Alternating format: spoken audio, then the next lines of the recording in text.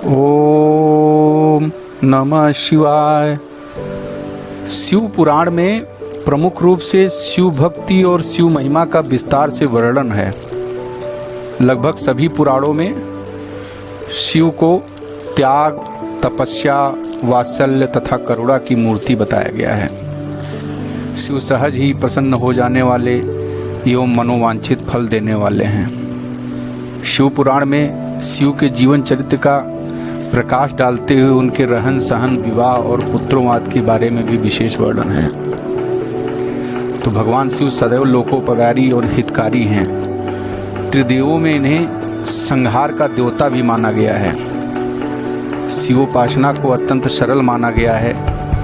कहते हैं कि शिव को सुगंधित पुष्पमालाओं और मीठे पकवानों की आवश्यकता नहीं पड़ती। शिव तो स्वच्छ जल, बिल्वपत्र, कंटीले और ना खाए जाने वाले पौधों के फल धतूरा आदि से ही प्रसन्न हो जाते हैं। शिव को मनोरम वेशभूषा और अलंकारों की भी आवश्यकता नहीं है। वो तो औगड़ बाबा हैं। जटाजूटधारी, गले में लिपटे नाग और रुद्राज की मालाएं, शरीर पर बागंबर, चिता की भस्म लगाए एवं हाथ में त्रिशूल पकड़े हुए विशारे विश्व को अपनी पदचाप तथा डमरू की कड़ भेदी ध्वनि से नचाते रहते हैं। इसलिए उन्हें नटराज की भी संज्ञा दी गई है। उनकी वेशभूषा से जीवन और मृत्यु का बोध होता है। शीश पर गंगा और चंद्र जीवों में कला के प्रतीक हैं। शरीर पर चिता की भस्म मृत्यु की प्रतीक है। यह जीवन गंगा की धारा की भांति चलते हुए अंत में मृत्यु सागर में लीन हो जाता है। ओम नमः शिवाय। आइए चलते हैं हमारे साथ हमारे उस कैलाश मानसरोवर की अद्भुत रोमांचकारी यात्रा में एक साथ, जहाँ पर लोग कहते हैं कि बहुत बिरले ही वहाँ तक जा पाते हैं। कहा जाता है कि कैलाश पर्वत और मानसरोवर धरती का केंद्र है। यह हिमालय के केंद्र में है। मानसरोवर वह पवित्र जगह है जिसे शिव का धाम माना जाता है। मान्यताओं के अनुसार मानसरोवर के पास स्थित कैलाश पर्वत पर भगवान शिव साक्षात विराजते हैं। यह हिंदुओं के लिए बड़ा तीर्थ स्थल है।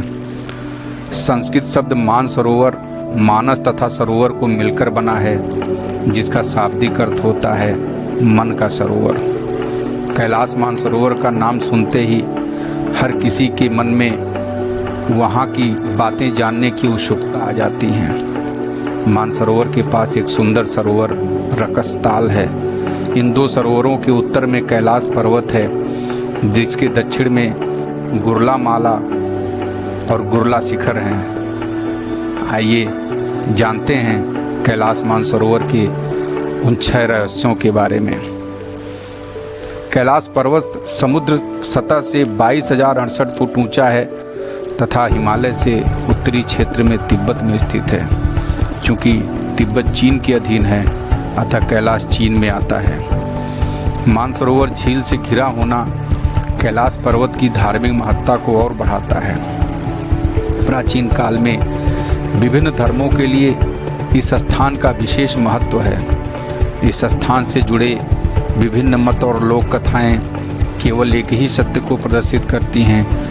ईश्वर ही सत्य है, सत्य ही शिव है, सत्यम शिवम सुंदरम। तिब्बतियों की मान्यता है कि वहाँ के एक संत ने वर्षों गुफा में रहकर तपस्या की थी। तिब्बती बोनपाओं के अनुसार कैलाश में जो स्वास्तिक देखते हैं वह डेमचौक और दोरजे फांगों का निवास है। बौद्ध भगवान बुद्ध तथा मणिपद्मा का निवास मानते हैं। जैनियों की मान्यता है कि आदिनाथ ऋषभदेव का यह निर्वाण स्थल अष्टप्रद है। कहते हैं ऋषभदेव ने 8 पग में कैलाश की यात्रा की थी। हिंदू धर्म के अनुयायियों की मान्यता है कि कैलाश पर्वत मेरु पर्वत है, जो ब्रह्मांड की धुरी है और यह भगवान शंकर का प्रमुख निवास स्थान है। यहाँ देवी सती के शरीर का दायां हाथ गिरा था, इसलिए यहाँ एक पाषाण शिला को उसका रूप मानकर पूजा जाता है। यहाँ शक्ति पीठ भी है, कुछ लोगों का मानना है कि यह भी है कि गुरु नानक देव ने भी यहाँ कुछ दिन रुककर ध्यान किया था, इसलिए सिखों के लिए भी यह एक पवित्र स्थान है। इस क्षेत्र को स्वयंभू कहा जाता है। रामचरितमानस में तुलसीदास ने जिन्हें अस्यु वेशधारी और नाना वाहन नाना भेष वाले गणों का अधिपति कहा है, शिव जन सुलभ तथा आडंबर विहीन वेश को ही धारण करने वाले हैं। वे नीलकंठ कहलाते हैं, क्योंकि समुद्र मंथन के समय जब देवगण एवं असुरगण अद्भुत और बहुमूल्य रत्नों को हस्तगत करने के लिए व्याकुल थे, तब कालकूट विष के बाहर निकलने से सभी पीछे हट गए। उन्हें ग्रहण करने के लिए कोई तैयार नहीं हुआ। तब शिव ने ही उस महाविनाशक विष को अपने कंठ में धारण किया। तभी से शिव नीलकंठ कहलाए, क्योंकि विष के प्रभाव से उनका कंठ नीला पड़ गया था। ऐसे परोपकारी और अपरिग्रही शिव का चरित्र वर्णित करने के लिए शिव पुराण की रचना की गई। पुराणों के मान्य 5 विषयों का शिव पुराण में अभाव है। इस पुराण में कलयुग के पाप कर्म से ग्रसित व्यक्ति को मुक्ति के लिए शिव भक्ति का मार्ग सुझाया गया है। वैज्ञानिक मानते हैं कि भारतीय उपमहाद्वीप के चारों ओर पहले समुद्र होता था। इसके रसिया से टकराने से हिमालय का निर्माण हुआ। यह घटना अनुमानतः 10 करोड़ वर्ष पूर्व घटी थी। इस अलौकिक जगह पर प्रकाश तरंगों और ध्वनि तरंगों का अद्भुत समागम होता है, जो ओम की प्रतिध्वनि करता है। इस पावन स्थल को भारतीय दर्शन के हृदय की उपमा दी जाती है, जिसमें भारतीय सभ्यता की झलक प्रतिबिंबित होती है। कैलाश पर्वत की तलछटी में कल्पवृक्ष लगा हुआ है। कैलाश पर्वत के दक्षिण भाग को नीलम, पूर्व भाग को क्रिस्टल, पश्चिम को रूबी और उत्तर को स्वर्ण रूप में माना जाता है। एक अन्य पौराणिक मान्यताओं के अनुसार यह जगह कुबेर की नगरी है। यहाँ से ही भगवान विष्णु के कर कमलों से निकलकर गंगा कैलाश पर्वत की चोटी पर गिरती हैं, जहाँ प्रभु शिव उन्हें अपनी जटाओं में भर धरती में निर्मल धारा के रूप में प्रवाहित करते हैं। कैलाश पर्वत पर कैलाशपति सदाशिव विराजे हैं, जिसके ऊपर स्वर्ग और नीचे मित्र लोग हैं। इसकी बाहरी परिधि 52 किलोमीटर है। मानसरोवर पहाड़ों से घिरी झील है, जो पुराणों में क्षीर सागर के नाम से वर्णित है। क्षीर सागर कैलाश से 40 किलोमीटर की दूरी पर है। वह इसी में शेष शैया पर विष्णु और लक्ष्मी विराजित हो पूरे संसार को संचालित कर रहे हैं। यह क्षीर सागर विष्णु का अस्थायी निवास है, जबकि हिंद महासागर अस्थायी। ऐसा माना जाता है कि महाराजा मानधाता ने मानसरोवर झील की खोज की और कई वर्षों तक इसके किनारे तपस्या की थी, जो कि इन पर्वतों की तलहटी में स्थित है। बौद्ध धर्मावलंबियों का मानना है कि इसके केंद्र में एक वृक्ष है, जिसके फलों के चिकित्सकीय गुण सभी प्रकार के शारीरिक व मानसिक रोगों का उपचार करने में सक्षम हैं।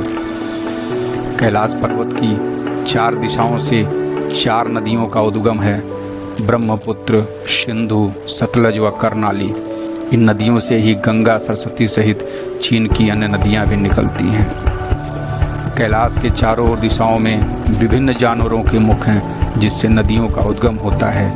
पूर्व में अश्वमुख है, पश्चिम में हाथी का मुख है, उत्तर में शिव का मुख है, दक्षिण में मोर का मुख है। कैलाश मानसरोवर से जुड़े हजारों रहस्य पुराणों से भरे पड़े हैं। शिव पुराण, स्कंद पुराण, मत्स्य पुराण आदि में कैलाश खंड नाम से अलग ही अध्याय है, जिससे शिव की महिमा का गुणगान किया गया है। ओम नमः शिवाय।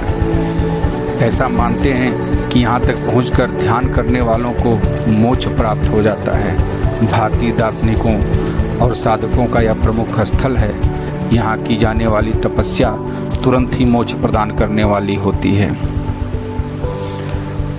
ऐसे परोपकारी और अपरिग्रही शिव का चरित्र वर्णन करने के लिए ही पुराणों ने शिव को कालकूट, बागंबरधारी, ना जाने क्या क्या चीज़ों से उन्हें विभूषित किया है।